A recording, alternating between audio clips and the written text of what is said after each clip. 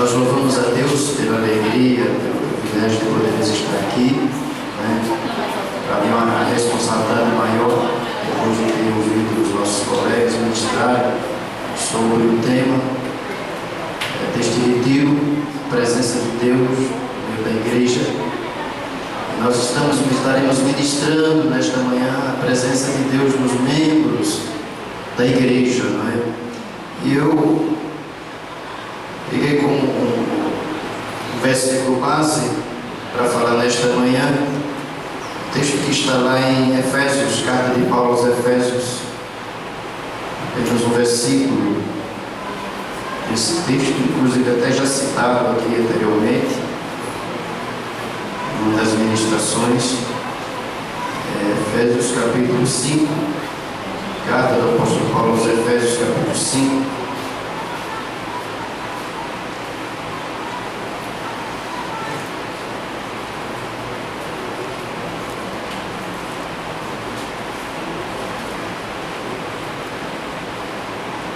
apenas o versículo 18, texto.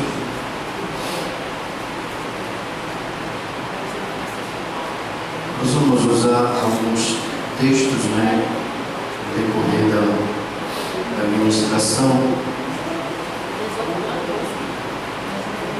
Todos acharam? Diz assim o texto, carta do apóstolo Paulo aos Efésios, capítulo 5, versículo 18, diz assim: E não vos embriagueis com vinho em que há contenda, mas enchei-vos do Espírito. Mas enchei-vos do Espírito. Senhor, nós queremos te louvar nesta manhã. Te agradecemos, Senhor, pelo privilégio, pela alegria, pela satisfação de podermos estar na tua casa, de podermos adorar, bendizer, exaltar o teu nome. Queremos apresentar as nossas vidas diante do Senhor. Eu, Deus, eu me apresento diante de ti e te suplico, Pai. Toma-me nas tuas mãos e usa-me como instrumento nas tuas mãos para o louvor da tua glória. Que, ó Deus, não seja aquilo que nós queremos ouvir, mas aquilo que nós estamos precisando ouvir nesta manhã. Toma-nos diante do teu altar. Obrigado, Senhor, pelos louvores que foram cantados nesta manhã, pelos cânticos.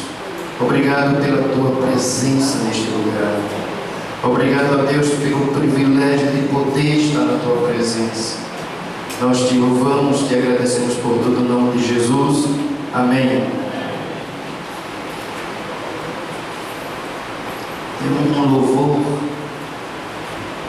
antigo que diz: o véu que separava já não separa mais, a luz que outrora apagada agora brilha e cada dia brilha mais. Só pra te adorar e fazer teu nome grande, grande, e te dar o louvor que é devido. Estamos nós aqui.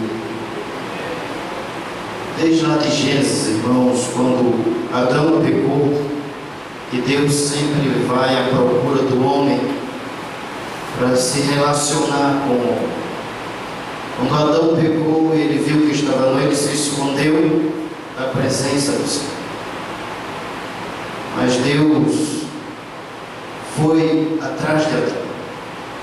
O texto lá de Gênesis diz que a virada do dia de Deus começou a chamar: Adão, Adão, onde estás? Deus chamava: Adão, onde estás? Até que aquela voz trêmula responde: Senhor, eu ouvi, mas me escondi. E Deus ali, ele providencia, né? Diz aí a providência divina para novamente reatar a comunhão com o homem.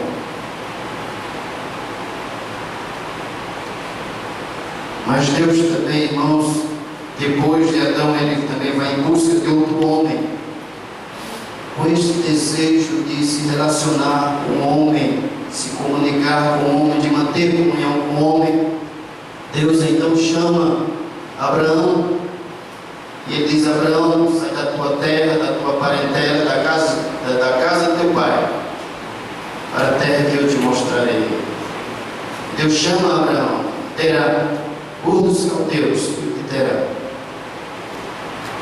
e mantém uma comunhão, um relacionamento com Abraão. E Ele diz para Abraão: em ti serão benditas todas as famílias da terra. E a gente percebe durante todo o Antigo Testamento Deus se relacionando com o homem, Deus indo em busca do homem, restaurando o homem.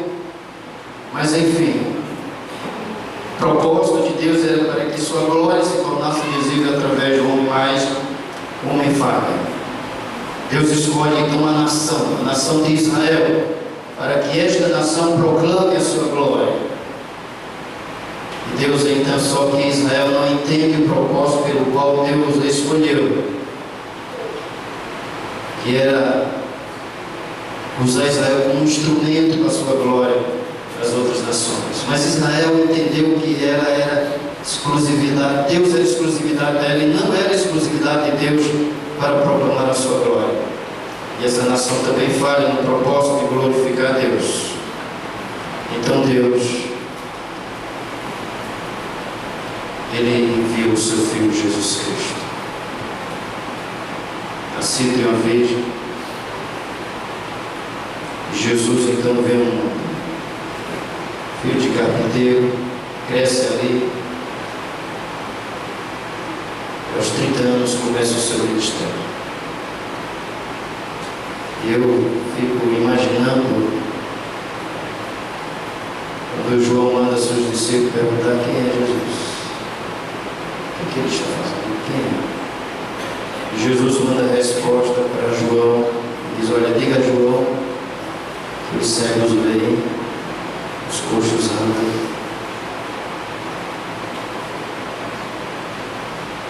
e há um homem entregado ao Evangelho. Isso tudo, irmãos, Deus vindo ao encontro do homem para se relacionar. Mas paralelo ao rabino que veio de Nazaré, viveu também um outro homem, o apóstolo Paulo. Pelo contrário, ardia em ira, em cólera contra os cristãos, denominado por Hernandes Dias Lopes como um boi valente, indomável, que queria a todo custo destruir a igreja. Mas um dia, este homem no caminho de Damasco, ele tem um encontro com Jesus, e ele vê aquela luz, e o texto diz que diante daquela luz ele cai, e ele escuta uma voz que diz: Saulo, Saulo, por que me persegues? E ele responde e diz: Senhor, quem és tu? Ele diz: eu sou o Senhor Jesus, a quem tu persegues. E a partir daquele momento a vida de Paulo muda,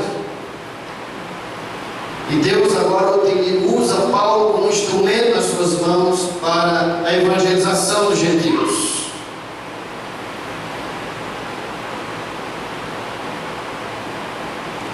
Trazendo aqui, irmãos, para o tema a presença de Deus nos membros da igreja. Nós poderíamos fazer muitas perguntas em cima desse tema. A primeira delas é: qual o impacto que a presença de Deus pode causar na minha vida? Que mudança a presença de Deus pode causar no meu dia a dia, no meu pensar, no meu falar, no meu agir? No meu trabalho, na faculdade, na escola, no meu lar, no meu relacionamento com minha esposa, com meu esposo, com os meus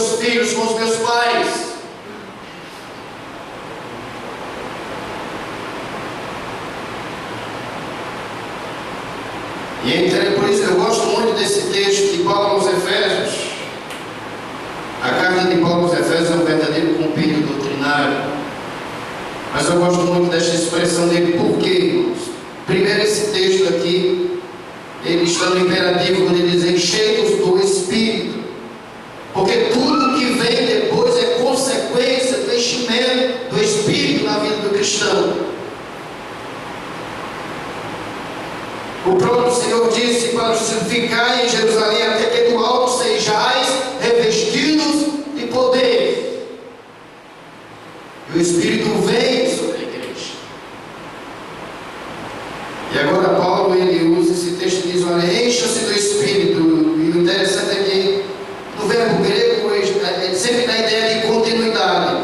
Eu encho-me do Espírito hoje e continuo me enchendo amanhã, e amanhã, de forma que eu não posso deixar de buscar a presença de Deus e me encher do Espírito por meio da leitura da palavra, por meio da oração, enfim, por meio de um devocional com Deus diariamente. Porque esta presença de Deus, ela deve causar mudança na minha vida, transformação na minha vida. Esta mudança de Deus, ela traz impacto para a minha vida. Esta presença de Deus, ela muda completamente o meu viver. E é isso que Paulo vai falar aqui. Eu gostaria de usar um dos primeiros textos de Paulo, que está na carta aos Efésios, capítulo 4, versículo 25, que ele vai tratar a questão do falar do cristão. No verso 25 ele diz, pelo que deixai a mentira e falai a verdade, cada um com o seu próximo, porque somos membros uns dos outros. Vamos repetir? Somos membros uns dos outros. A doutora Bárbara Banhos, uma vez ministrando sobre esse texto, ela diz, não mentais uns aos outros, deixar a mentira e falar a verdade uns com os outros. Ela diz que esta expressão, não mentais, deixar a mentira, falar a verdade uns com os outros, ela diz que essa expressão, não mentir um ao outro, não seja falso um com o outro. O que você fala do irmão aqui na igreja deve ser o que você fala do irmão lá fora, na escola, no trabalho. Porque Paulo vai tratar exatamente daquilo que corrói a igreja, daquilo que mexe com o relacionamento na igreja. E eu vou usar aqui algumas expressões. Primeira coisa que eu gostaria de trazer é que ele diz, não saia da vossa boca nenhuma palavra torpe. E a expressão grega é sapros, aqui traduzida por torpe no restante, no sentido de quê? Aquilo que é imprestável, daquilo que é podre, daquilo que não tem utilidade. E aqui Paulo vai mostrar o seguinte, que ele é usado para definir um espírito que saíra de um demoniado, ou seja, há uma relação íntima da natureza da substância que saiu com o lugar de onde saiu. Ou seja, quando ele diz não mentais, há uma relação daquilo que eu falo com o lugar de onde saiu. Então, o que na verdade ele está querendo dizer aqui? Tomando como base este princípio, as palavras que proferimos têm uma relação íntima com a natureza do nosso interior. É por isso que lá na frente, no capítulo 4, ele vai também usar um texto, no capítulo 4, versículo 30, ele diz, não entristeçais o Espírito Santo de Deus, no qual estáis selados para o dia da redenção. Mas um pouco atrás, lá no verso 18 do capítulo 4, verso 17 em diante, ele diz, e digo isto e testifico no Senhor, para que não andeis mais como andam também os outros gentios na vaidade de seu pensamento, seu sentido. Paulo aqui ele diz o seguinte, olha, os gentios, eles andam desta maneira, eles falam desta maneira, eles vivem desta maneira, eles se comportam desta maneira, mas depois ele vai dizer o seguinte, lá no verso 24, no verso 22, aliás, no verso 20, ele diz: mas vós não aprendestes assim a Cristo, se é que o tendes ouvido ou neles fostes ensinados, como está a verdade em Jesus. Então ele vai dizer o seguinte: olha, os gentios se comportam desta maneira, falam desta maneira, vivem desta maneira, mas ele vai dizer no verso 20: mas vocês não aprenderam de Cristo esta maneira de viver que eles vivem, esta forma de falar que eles falam.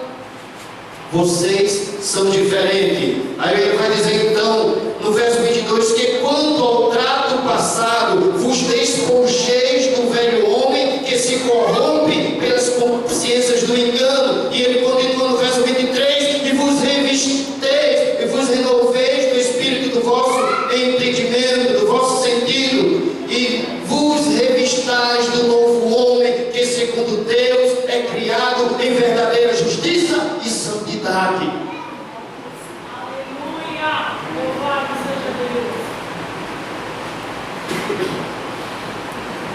Então ele diz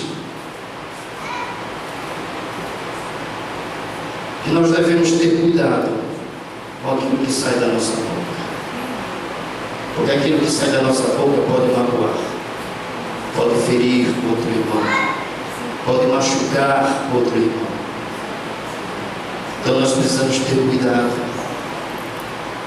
Quando nós estamos entre os nossos colegas de escola, de faculdade, precisamos ter cuidado. Nós precisamos ser polidos no falar. Precisamos ter cuidado naquilo que falamos, naquilo que proferimos, porque estamos sendo de alguma maneira observados. Precisamos ter cuidado com aquilo que nós falamos dentro da nossa casa, dentro do nosso lar, na frente dos nossos filhos. Precisamos ter cuidado naquilo que nós falamos ao nosso esposo, ao nosso esposo. Paulo vai mostrar de uma maneira bem prática, irmãos, a presença de Deus na vida dos membros. Isso é prático, isso é viver diário da igreja. Ele diz mais aqui: o que o apóstolo está nos dizendo aqui é que o que é podre e imprestável não deve proceder de dentro de um coração transformado. Mentira não deve proceder. Mas você pode pensar o seguinte: mas Abraão mentiu, Isaac mentiu, agora veja a tragédia lá na frente por causa da mentira deles. Porque Abraão mentiu, Isaac mentiu, Jacó mentiu, veja a tragédia, a mentira acompanhando a família e as consequências trágicas desta mentira. Por isso que Paulo então vai dizer aqui: não mintam uns aos outros, deixar a mentira, falar a verdade, cada um com o seu próximo, porque somos membros uns dos outros. Depois ele continua o texto aqui que nós lemos: e se unicamente aquilo for boa para edificação. A partir daqui o escritor sagrado inicia uma série de 3 características das palavras que devem proceder de dentro do coração transformado pelo Espírito Santo. A primeira delas é a de que o que nós dizemos deve servir para edificar. Se você fala como cristão transformado, regenerado, templo do Espírito Santo de Deus, fale para edificar, para construir. Edificar aqui tem ideia de construção. Por isso nós vamos ver uma palavra aqui que é oikodomê, do grego, o qual apresenta-se como uma palavra composta dos raízes oikos, que é casa lá, e doma, que significa dom presente. Etimologicamente, edificar tem o sentido de dar presente para a casa de alguém. Ou seja, quando você fala, você está presenteando alguém com o que você fala. Alguém vai ser edificado com o que você fala. Alguém vai ser alimentado ou não com o que você fala. Por quê? Porque somos templo do Espírito Santo de Deus. Porque Deus habita em nós por meio do seu Espírito Santo. E o nosso interior é cheio do Espírito Santo, é cheio de Deus. E quanto mais nós buscamos nos encher do Espírito, mais controle o Espírito Santo vai ter sobre a minha vida e a tua vida. Porque o que importa, irmãos, não é o quanto eu tenho do Espírito, mas o quanto ele tem de mim. Depois ele vai usar outra expressão aqui, que é conforme a necessidade. Essa segunda característica diz respeito ao ser ou não necessário proferir determinadas palavras. Antes de falar, eu tenho que pensar: será que aquilo que eu vou falar vai edificar, vai construir, vai abençoar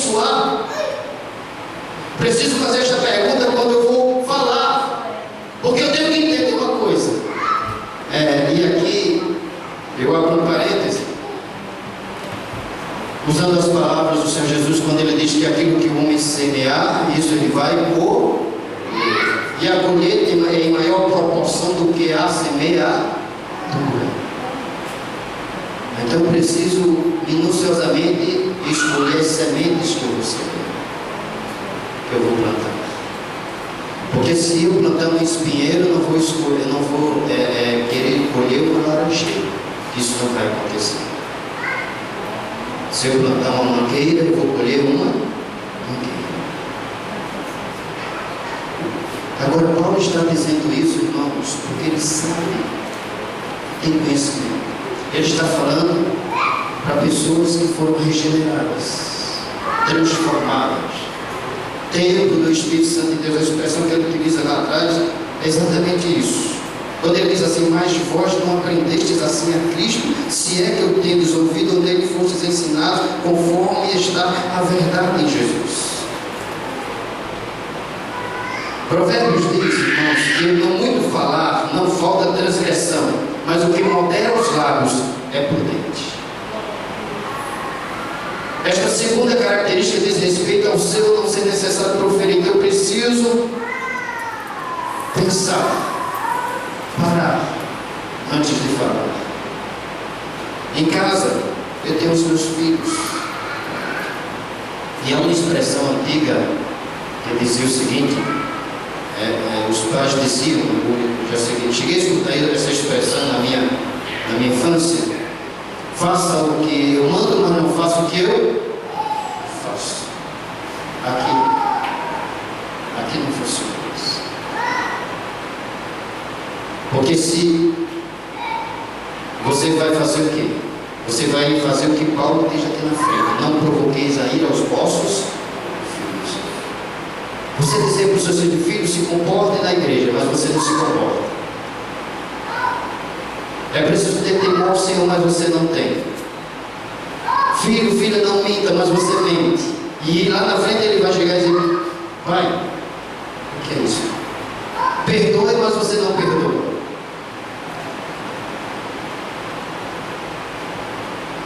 Eu tenho aqui o Jonas comigo, que a gente conversa sempre, né?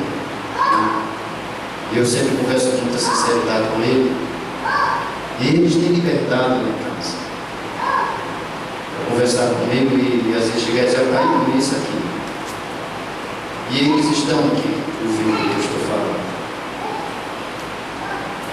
Irmãos, a questão da palavra, a gente precisa ter cuidado, porque Paulo vai tratar disso aqui. Depois ele diz o seguinte: transmita graça aos que ouvem. Esta parte do versículo no grego original inicia-se com a conjunção rina, que significa para quê, a fim de quê. Geralmente utiliza-se essa conjunção para expressar o fim para o qual as declarações anteriores foram feitas. Tudo o que nós dizemos deve ter objetivo ou transmitir graça, ou seja, abençoar. Tudo que eu falo é para abençoar. Eu preciso entender que onde eu estiver, eu estou sendo observado, as pessoas estão me vendo.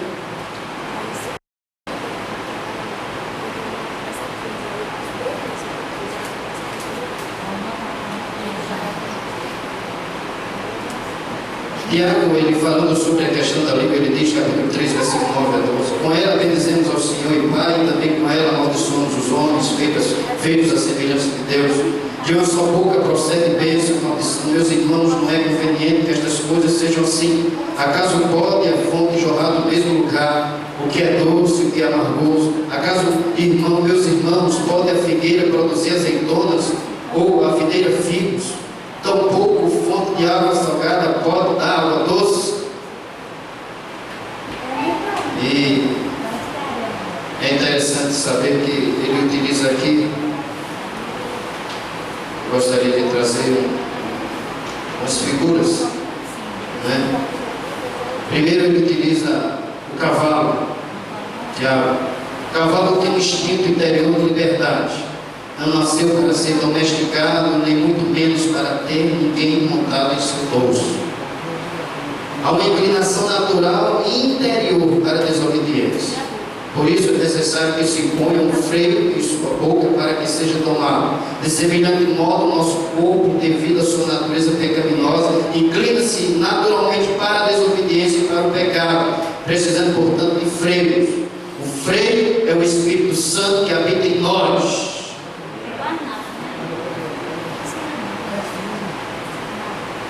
E nós precisamos, muitas vezes, dessa ação do Espírito na nossa vida, nos mostrando, nos inquietando acerca do que nós estamos conversando, falando. Isso, irmãos, em todos os cantos, em todos os lugares. Depois ele utiliza a figura de um navio. Nesta segunda ilustração, Tiago vai tratar de fatores externos que levam o nosso corpo ao pecado.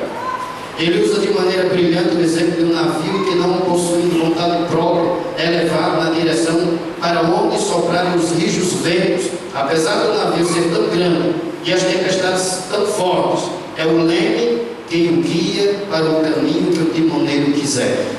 Você, quando chega no porto, vê aquele navio enorme, mas quem dá a direção para ele é o leme.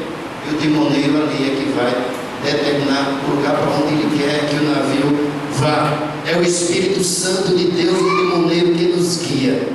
É justamente a partir do leme, que é a nossa boca, que ele livrará todo o nosso corpo dos fortes ventos. As influências externas que nos levam a pecar são Satanás e o mundo. Então precisamos, irmãos, cada dia nos encher do Espírito Santo de Deus.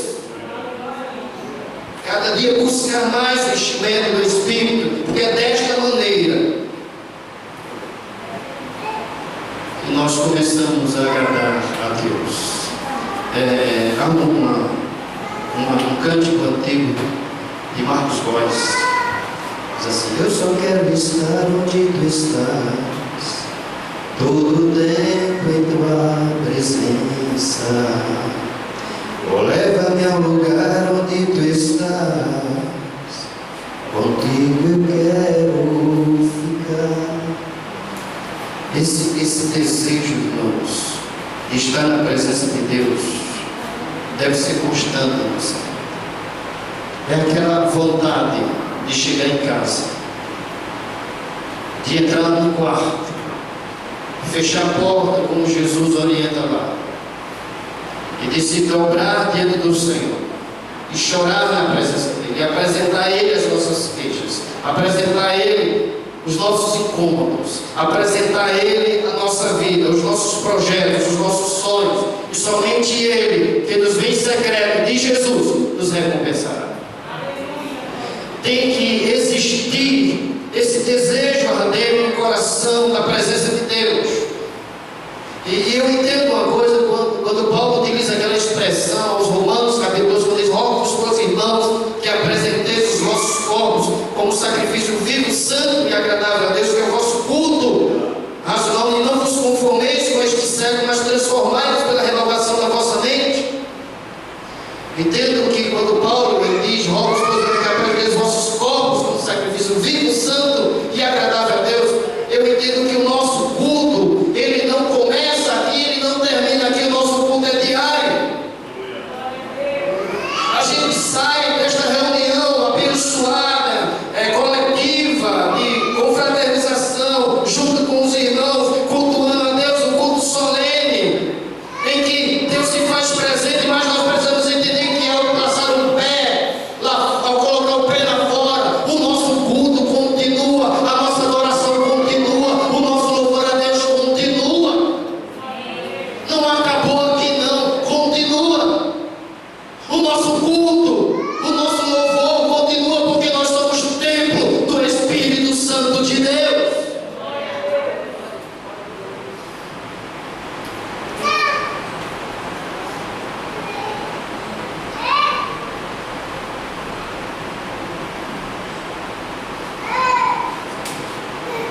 Ele utiliza uma terceira ilustração. Esta terceira ilustração encerra esta parte, nos advertindo que, se não permitirmos que o Senhor freie a nossa língua, todo o corpo se comprometerá com o pecado. A essência que podemos extrair destes versículos é que grande parte dos pecados que cometemos começam com as palavras.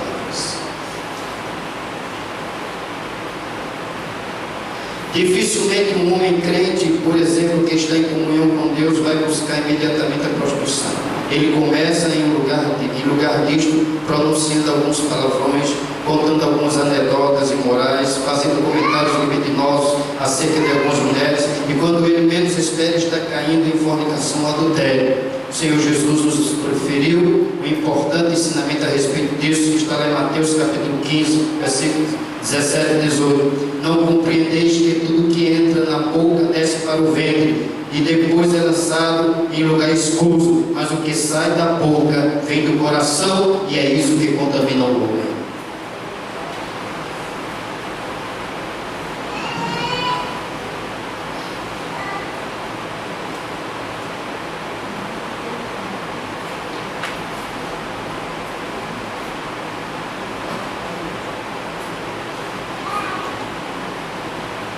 Estou começando, irmãos, falando sobre a nossa responsabilidade. Você é responsável por aquilo que fala. Assim como existe uma expressão antiga que diz que nós somos responsáveis por aquilo que cativamos. Você não pode se eximir da sua responsabilidade de cristão, de homem transformado, habitação do Espírito Santo. Não pode fugir dessa responsabilidade. Você é responsável. E Paulo, quando usa essa expressão, cheios do Espírito, a oração principal, o restante são orações subordinadas, não é? E veja a expressão que ele utiliza aqui: não vos embriagueis com vinho no qual há contendas, mas enchei-vos do Espírito. Ele verso 19 diz: falando entre vós com salmos e hinos e cânticos espirituais, cantando e salmodiando ao Senhor no vosso coração. Ele vai trazer uma série de orientações daquilo que nós devemos e não devemos fazer. Ele está dizendo aqui que um crente cheio do Espírito Santo é um crente agradecido. Tem sempre um cântico de louvor ao Senhor. Tem sempre um canto de gratidão ao nosso Deus.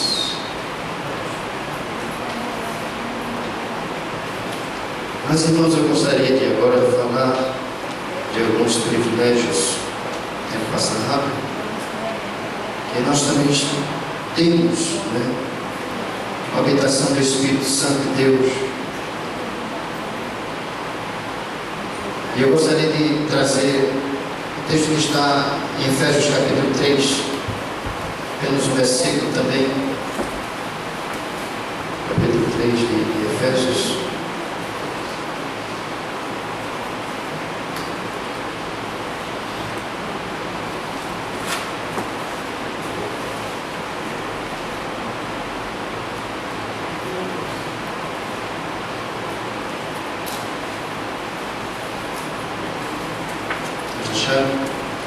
Versículo 14.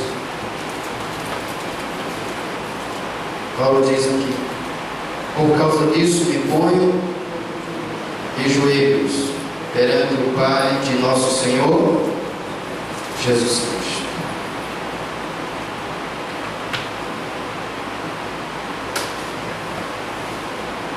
O que leva Paulo aqui a se prostrar diante de Deus? Diz: por causa disso. Por causa de quê? Ele é posto de joelho, ele se põe de joelhos, ele se prostra diante de Deus. Com que propósito Paulo ele se ajoelha? Esta atitude de Paulo, ela também se encontra lá em Atos, capítulo 20, versículo 36 a 38, quando ele vai orar pelos presbíteros da igreja de Éfeso, né? Paulo lá em Mileto, orando pelos presbíteros da igreja de Éfeso. Diz o seguinte texto: e havendo dito isto, pôs-se de joelhos e orou com eles. Levantou-se um grande pranto entre todos, e lançando-se ao pescoço de Paulo, beijavam, entristecendo-se muito, principalmente pela palavra que dissera, que não veriam mais o seu rosto, e acompanharam-no até o navio. Então, esta atitude de Paulo, ela já era corriqueira.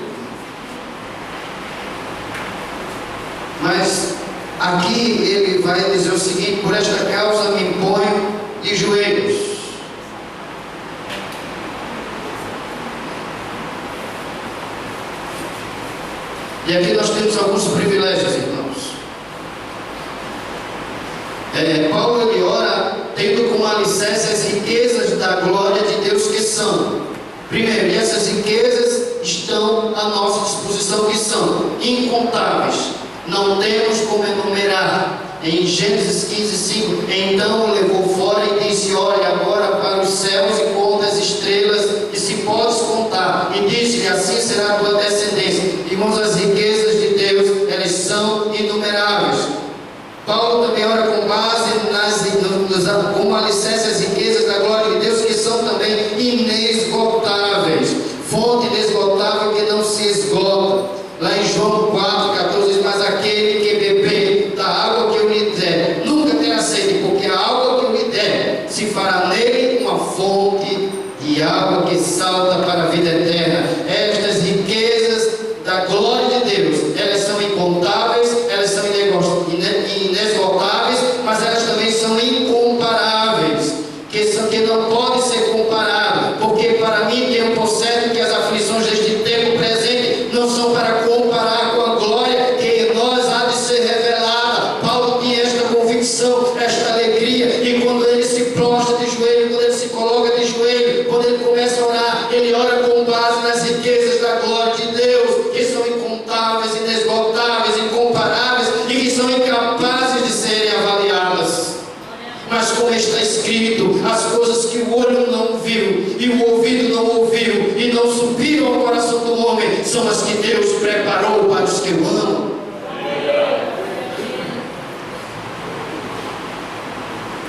Mas ele diz também que estas riquezas, elas são insondáveis, porque quem compreendeu a mente do Senhor, está lá em Romanos capítulo 11, verso 34, ou quem foi o seu conselheiro.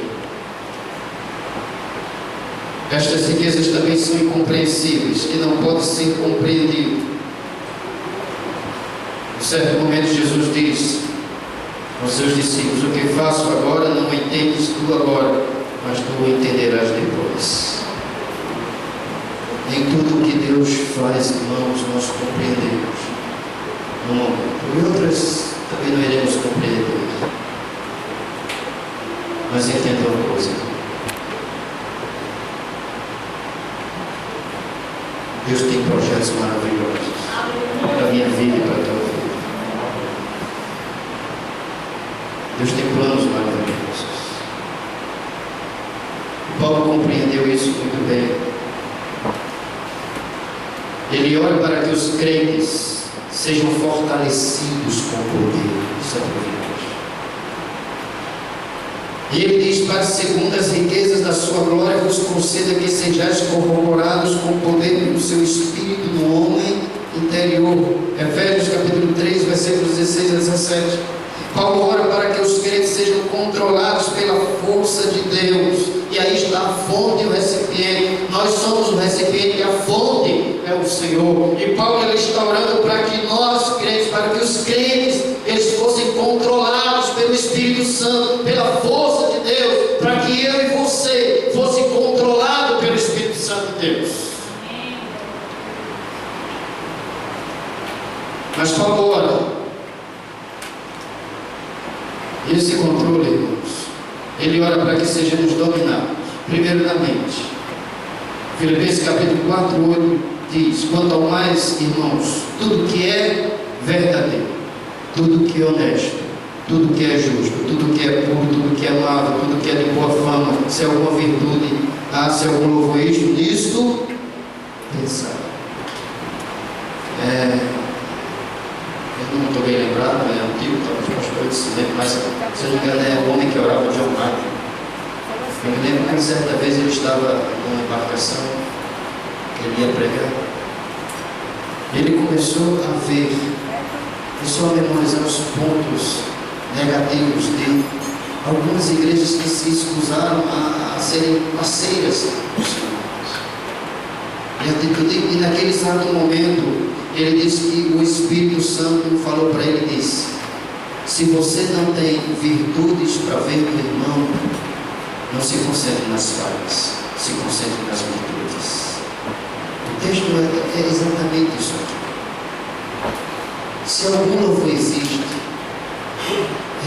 você pensa, concentrar nisso que você tem que pensar. E muitas vezes não é o que nós pensamos. Nós precisamos pensar um pouco nisso. Na mente, na vontade. Ele diz, 1 Pedro capítulo 4, versículo 2 diz: para que no tempo que vos resta na carne, não vivais segundo as concupiscências dos homens, mas segundo a vontade de Deus.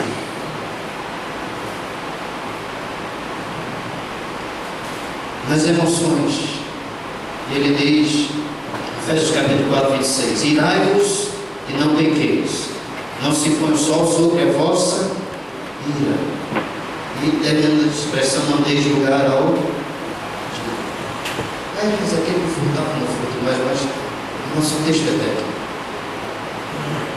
técnico. 1 Coríntios capítulo 4, verso 12 diz: e nos afadigamos trabalhando com as nossas próprias mãos, somos injuriados e bendizemos, somos perseguidos e sofremos.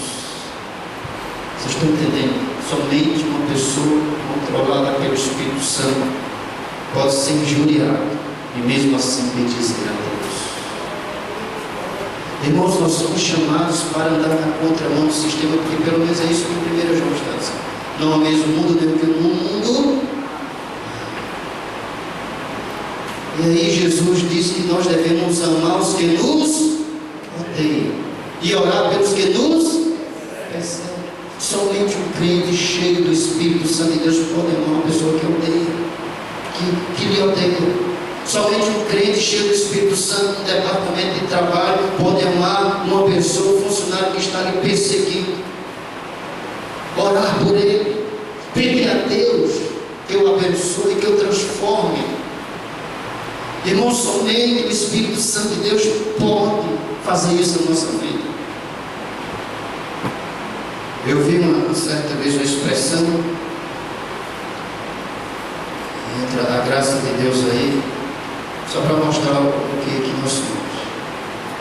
Na verdade, eu acho que essa expressão foi o pastor Sérgio Paulo da igreja, que não é dele essa expressão, na hora ele citou o nome, mas eu não lembro, se não me perdoe, mas diz assim: quando eu erro, eu erro. Quando eu acerto, é a graça de Deus.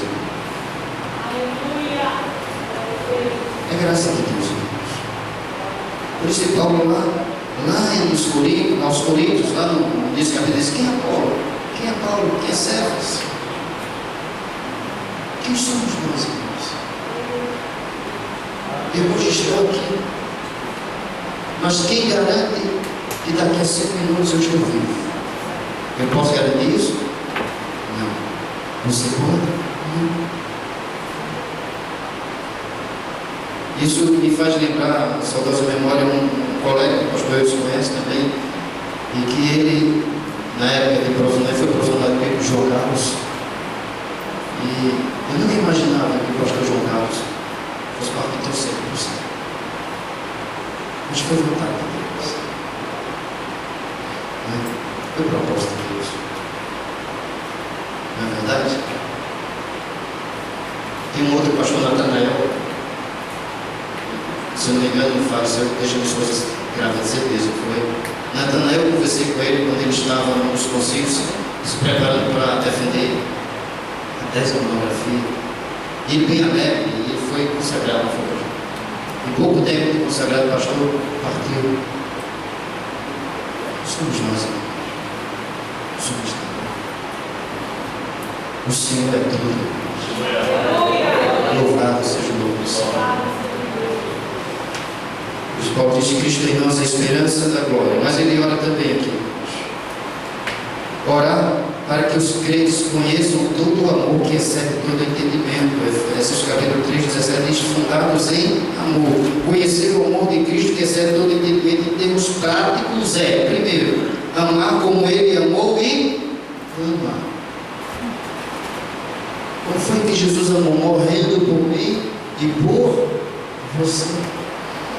E nós precisamos, irmãos, praticar esse amor.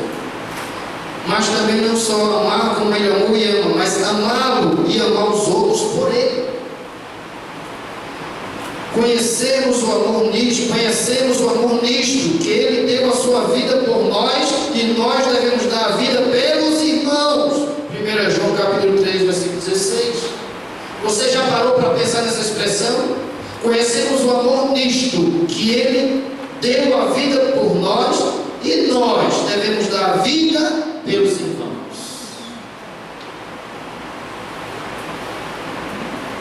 Assim, muitas vezes nos degladiamos dentro das nossas próprias casas, dentro dos nossos próprios casas, porque, irmãos, se não tivermos cuidado, nós somos pegos desta forma.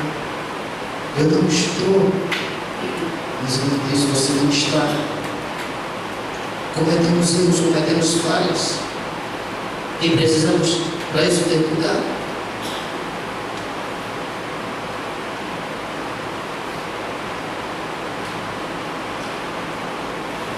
Você diz aqui: experimentar o seu amor. Esse amor expresso, experimentado nas tribulações, nas perseguições, por caminhos demasiadamente profundos.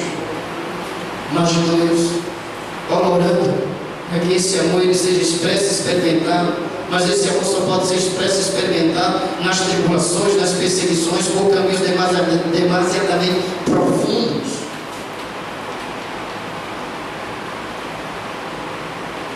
Quando você está na luta, na prova, sofrendo, Deus tem um propósito. Possa ser que eu esteja errado nisso que eu vou dizer agora, sabe? Mas, irmãos, no momento em que nós mais nos aproximamos de Deus, no momento em que estamos sendo provados, no momento em que estamos sofrendo, infelizmente, é justamente na hora que mais a gente mais ora, mais lemos a Bíblia, mais buscamos a Deus. Não tem hora para buscar a Deus, de manhã, de tarde, de noite. A gente vem para o culto da terça, da quarta, da quinta, da sexta, o sábado, do domingo. Se tivesse outro dia, viria também. Eu sei que os irmãos sabem disso, eu também sei. Não estou aqui dogmatizando também, não estou estabelecendo um padrão. Outros funcionam diferente. E isso também, claro, é muito subjetivo, mas é a verdade. Paulo ora também, irmãos, para que os crentes sejam tomados de toda a plenitude de Deus. Efésios capítulo 3, verso 19: para que sejam cheios de toda a plenitude de Deus. Aí vem a expressão cheios do Espírito. Ali fala de plenitude. O que é plena? Plenitude é estar plena, estar transbordando, estar cheio, a ponto de vazar pelas cordas, derramar pelas cordas. Quando você imagina aí, você coloca um balde para encher na torneira e deixa o balde encher, e ele enche e começa a derramar pelas cordas. Plenitude é exatamente isso, é transbordar. É o crente pleno do Espírito, completamente controlado pelo Espírito, completamente cheio do Espírito, direcionado pelo Espírito, dirigido pelo Espírito Santo de Deus. Paulo ora para que os crentes participem também da natureza de Deus, esse é privilégio. Ele diz: pelas quais Ele nos tem dado grandissimamente e preciosas promessas, para que por elas fiqueis participantes da natureza divina, havendo escapado da corrupção pela consciência que há no mundo. Olha o que ele está dizendo: ele ora para que os crentes participem da natureza de Deus. Isto é privilégio. A virtude ou o privilégio da alma redimida está acima de todos os ânimos e justamente a participar da natureza de Deus.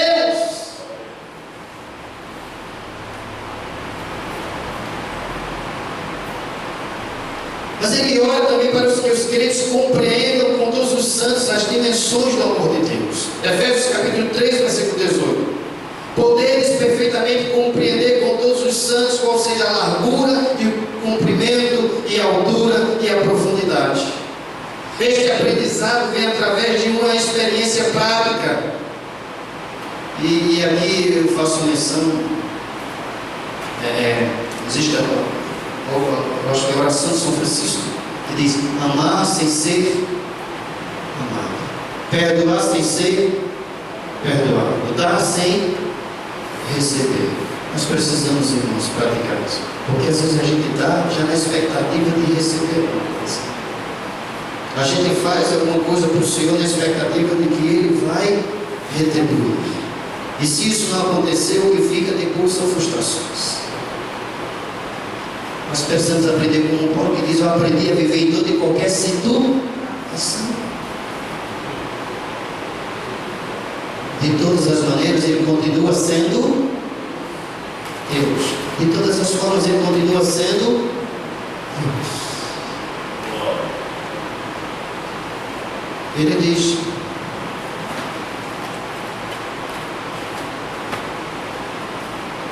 este aprendizado vem por meio da compreensão de que todo conhecimento de Deus é inatingível sem o amor.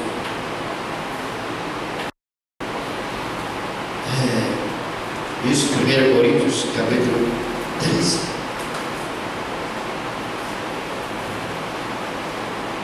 Tudo aquilo ali vão ensinando amados. A nossa convivência é amor. Está perto? Já está na hora? Só podemos conhecer o amor na prática da comunidade, pois o mesmo só se dá na comunhão com os santos.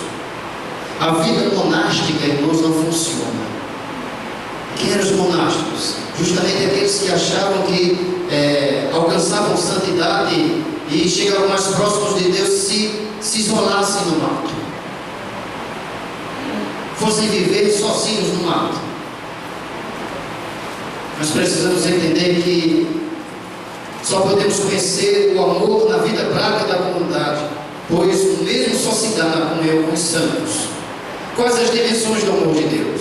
Largura alcança todos indistintamente, comprimento abrange todos os tempos, altura extensa dos céus, profundidade suportou o sofrimento até as suas últimas consequências. Cristo, Jesus, suportou o sofrimento até as suas últimas consequências, para que eu e você hoje estivéssemos aqui. Orar para que os crentes entendam que em Cristo habitou e habita toda a plenitude de Deus, e que todos pela fé se tornam participantes desta mesma plenitude. Isso é privilégio. Colossenses 2,9: porque nele habita corporalmente toda a plenitude da divindade. Eu gostaria de concluir.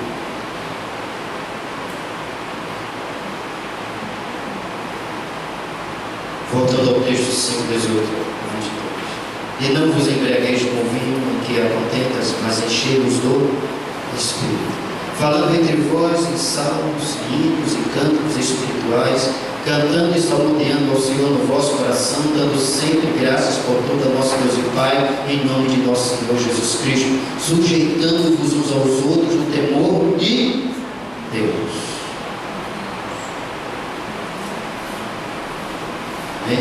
Vamos ser de Deus.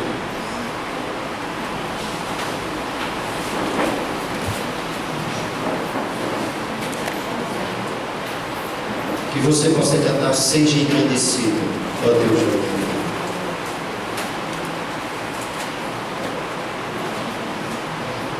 Feche os seus olhos.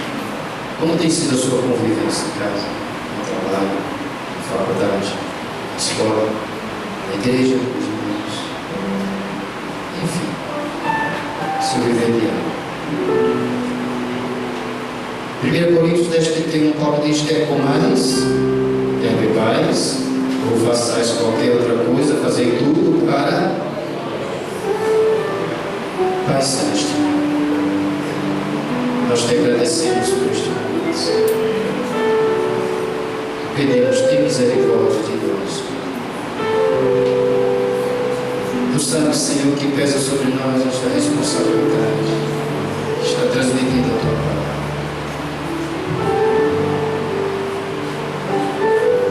Por isso nós te suplicamos, Deus, que o Senhor a cada dia venha nos fortalecer na graça que é em Cristo Jesus nosso Senhor. Ó Deus bendito e eterno, que por meio do teu Espírito Santo, o Senhor venha a cada dia dominar o nosso ser, dominar as nossas palavras, os nossos gestos, nosso comportamento, nossa maneira de viver. Tem piedade